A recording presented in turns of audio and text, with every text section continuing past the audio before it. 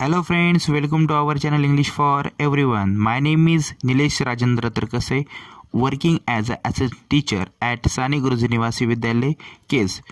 How are you? सगळे कसे आहेत? बरे आहेत ना?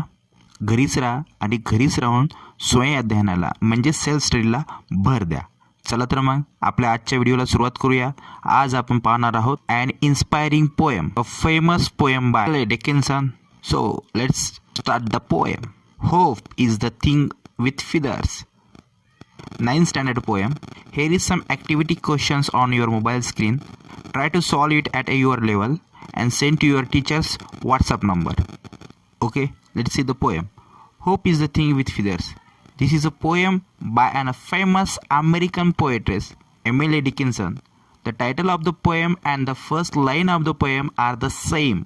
Actually, it is one of the best known of Emily Dickinson poems. An extended metaphor, it likens the concept of hope to the feathered bird that is permanently perched in the soul of every human. There are it sings, never stopping in its quest to inspire. So it is an inspiring poem. Let's see the first stanza. Hope is the thing with feathers that perches in the soul and sings the tune without the words and never stops at all. This is our first stanza. See the paraphrase of this stanza. See, the first word is given special emphasis with a speech mark. That means inverted commas, quotation mark, like that. As if the poetess wants to define that elusive word hope, and she does not so with it metaphor. Hope has feather. It like bird perch in the human soul. The tune it sings without the words, and its singing never stops. That means the song is endless. Note the double dash emphasis on at all. The stanza break which bring extra attention to these two little words at all. Before moving our second stanza, I am going to tell you the Marathi translation of this first stanza. पहा, या कवितेत कवित्रीने म्हणजे इमिलीने प्रत्येकाच्या मनातल्या आशेच्या भावनेला एक चिमुकल्या पाखराची एक अनोखी उपमा दिली आहे. आणि त्या काय म्हणतात या पहिल्या स्टॅन्झामध्ये पहा. आशेला पंख असतात आणि ते जणू एखाद्या पाखराप्रमाणे प्रत्येकाच्या मनात घरटे राहत असतात. See the first line. Hope is the thing with feathers. म्हणजेच आशेला पंख असतात आणि ते जणू एखाद्या पाखराप्रमाणे प्रत्येकाच्या मनाच्या घरट्यात राहत असते. That perches in the soul. घरात राहत असते म्हणजेच मनाच्या घरट्यात राहत असते. And sings the tune without the words and never stops at all. आणि हे आशेचे पाखरू कायम गाणे गुणगुणत असते. त्या गाण्याला शब्द नसतात. विदाउट वर्ड्स म्हणजे शब्द नसतात, तर फक्त मधुर सूर असतात. आपल्याला गुणगुणणं माहीत आहे. गुणगुणण्यामध्ये आपण शब्दाचा उच्चार करत नाहीत, फक्त गुणगुणतो. म्हणजे त्याच्यामध्ये मधुर सूर असते. आणि हे गाणे कधीही संपत नाहीत. Never stops at all. ते सतत मनात रुंजी घालत असते. ठीक आहे. Move to the second stanza. Here is second stanza. And sweetest in the gale is heard and sore must be the storm that could abash the little bird that kept so many warm. First we see the meaning of difficult words of this stanza. Gale. Gale means strong wind, wadal. Storm, very bad weather with strong winds and rain, म्हणजेच वादळी हवामान, तुफान. तिसरा आहे sore. Sore means causing great pain, दुःखदायक यातना देणारे. And fourth one, abash, make uneasy, make it keep quiet, भांबवून ठेवणे, बेचैन करणे. Okay, let's see the paraphrase of this stanza. It's a song is the sweetest at the time of storm. See the first line. Sweetest in the gale is here. That means it is sings mostly sweetly during the most difficult of times. Sore must be the storm. That means the storm is very strong. That is, the pain must be very severe.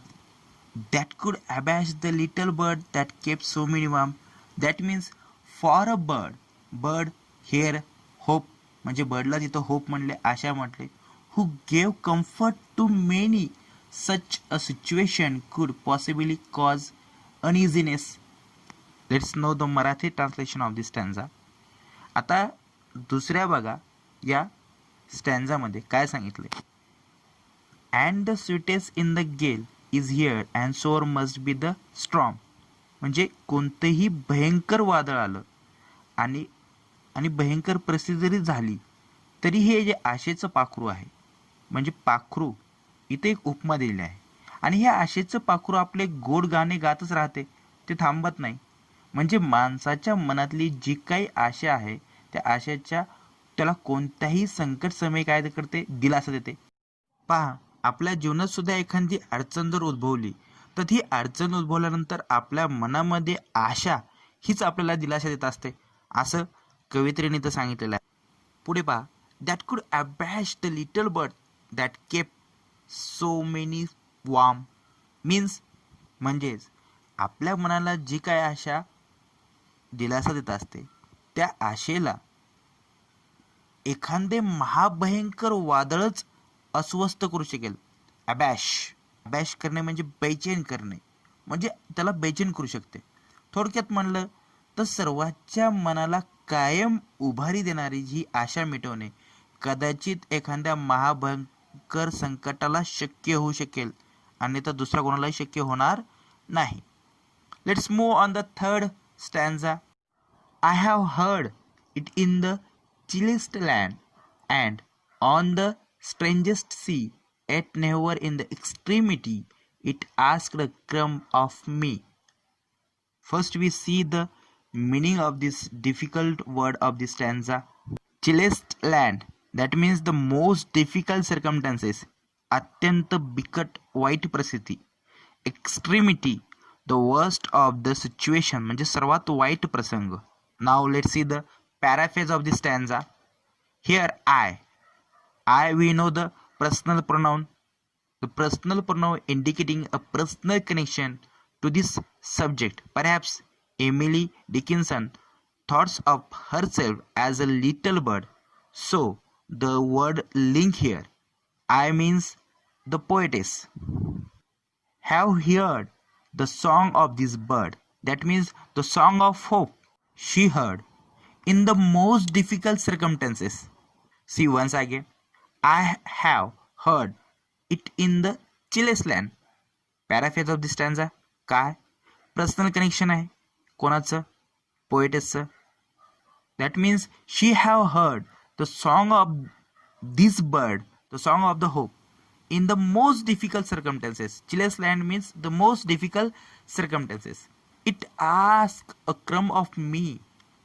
Before that, at never in extremity. At even in the worst of situation. That means the hope.